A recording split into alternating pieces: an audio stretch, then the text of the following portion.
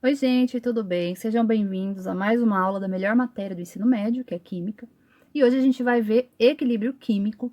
Antes de eu começar a explicar o deslocamento, a gente vai rever um pouquinho do equilíbrio.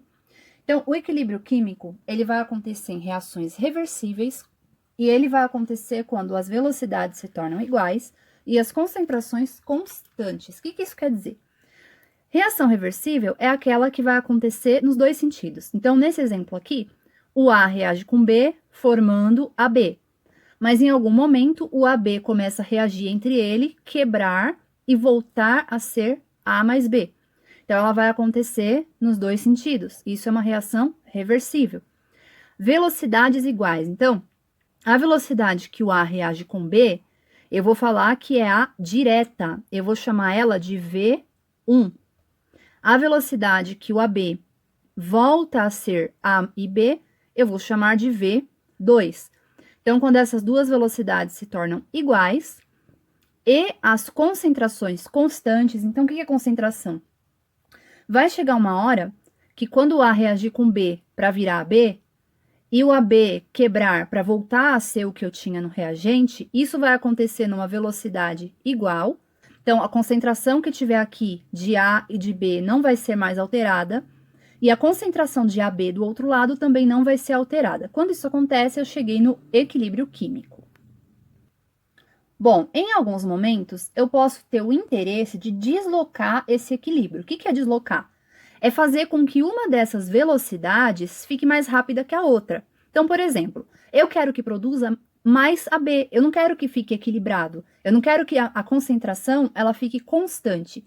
Então, eu vou ter que fazer alguma coisa para que o AB reaja mais rápido do que a reação inversa. Então, eu vou fazer alguma coisa. Então, o que eu posso fazer? Bom, primeiro vamos entender o que é o deslocamento, tá? E aí, na próxima página, a gente vai ver como fazer. O deslocamento é a perturbação que promove a alteração da velocidade de uma das reações direta ou inversa, provocando mudança nas concentrações molares da substância. Gente, lendo assim, eu sei que parece complicado, mas o que quer dizer isso aqui? Perturbação, então, é uma coisa que eu vou provocar, não vai acontecer sozinho, tá? O deslocamento do equilíbrio, eu vou fazer alguma coisa ali para perturbar o equilíbrio, e aí vai alterar uma velocidade, ou a V1, né, que aqui a gente vai chamar de direta, ou a V2, que é a inversa. E isso vai mudar a concentração das substâncias, como eu falei aqui no exemplo aqui em cima. Eu posso aumentar essa aqui para mudar essa concentração, ela ficar maior.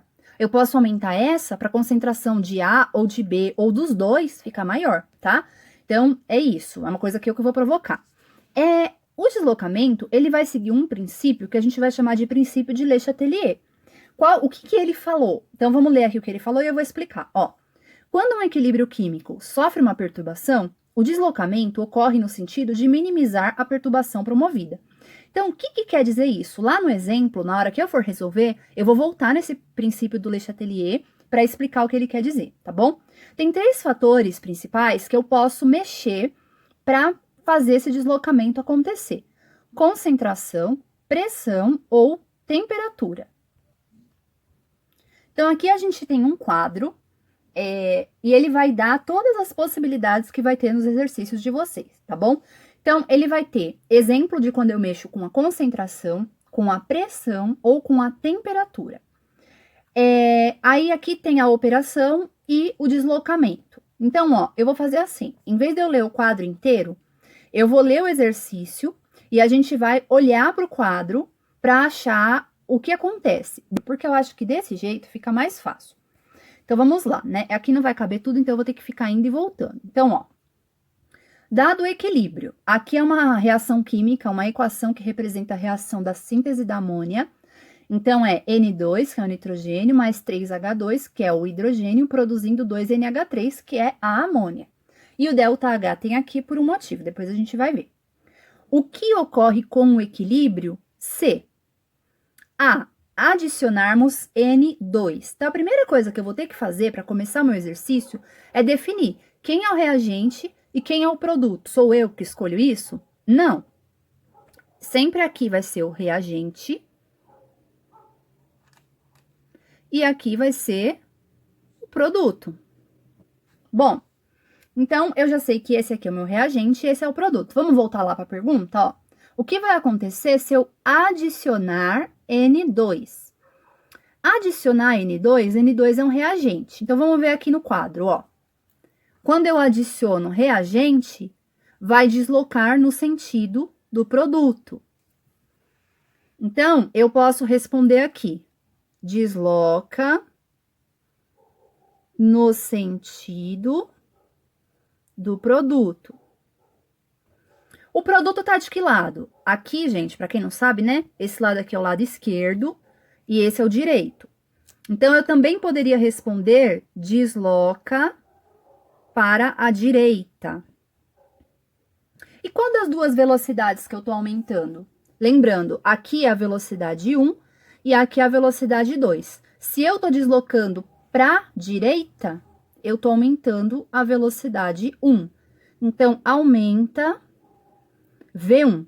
Quando vocês forem fazer o exercício, precisa escrever tudo isso? Não. Vocês vão ver o que está perguntando, tá bom? Nessa pergunta aqui era o que ocorre com o equilíbrio.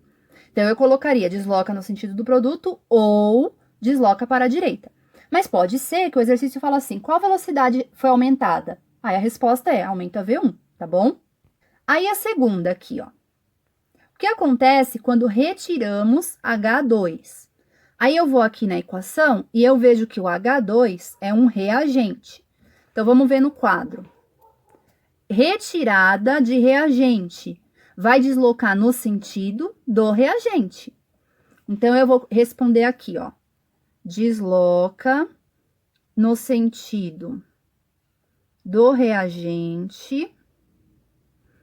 O reagente é o que está do lado esquerdo, então também é correto eu colocar que desloca para a esquerda. E qual a velocidade que aumenta? Se ele está indo para a esquerda, eu estou aumentando a velocidade 2. Na verdade, eu não estou aumentando a velocidade 2, tá? Eu estou prejudicando a velocidade 1. Mas aí a gente vai ver isso mais para frente. Por enquanto, se você colocar aumenta V2, eu vou considerar como certo. O que acontece se a gente aumentar a pressão? Então, vamos ver lá na tabela, ó.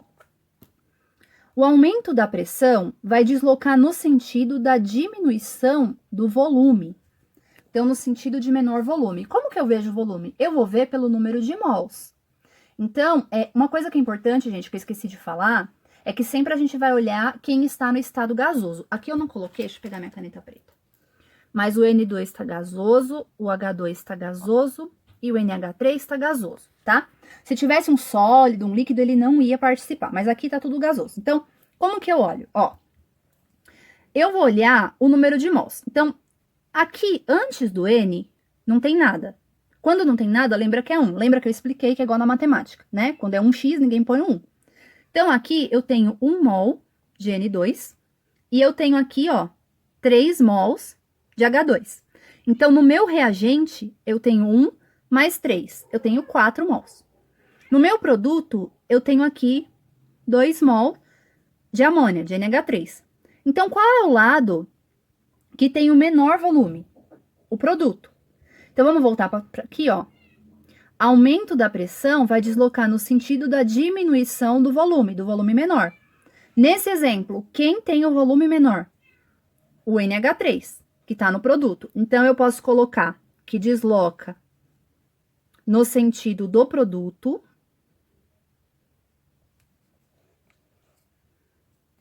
Eu posso colocar que desloca para a direita. E eu posso colocar que aumenta V1. Agora, nós vamos para o último, que é o aumento da temperatura. Gente, aqui tá respondido já, porque eu já tinha gravado, mas aí deu um problema e eu tive que gravar de novo e eu não vou desperdiçar a folha, então vai assim, tá bom? Bom, para isso, pra gente saber para que lado que vai quando aumenta a temperatura, a gente precisa saber se a reação é endo ou exotérmica. Quem não viu o meu vídeo explicando sobre reação exotérmica e endotérmica, eu vou deixar o link na descrição desse vídeo aqui, tá bom?